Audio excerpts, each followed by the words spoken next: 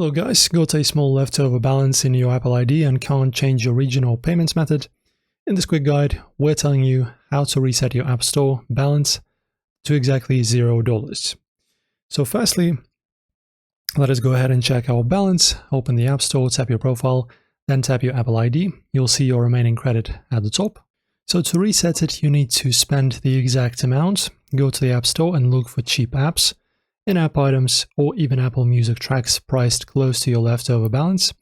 If your balance is under $1 and you can't find anything, search 0.49 for example, or 0.99 in the App Store. Many small games or tip jars will appear.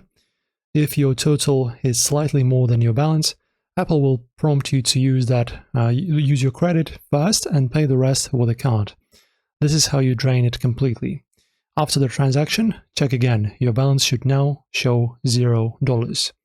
Still can't get it to zero? You need to contact Apple support and request a manual clearance, and they may assist you in removing unusable leftover funds. And this is how you reset your App Store balance to zero on iPhone. Like and subscribe for more quick Apple tips, and comment below if you're still stuck with a weird leftover amount.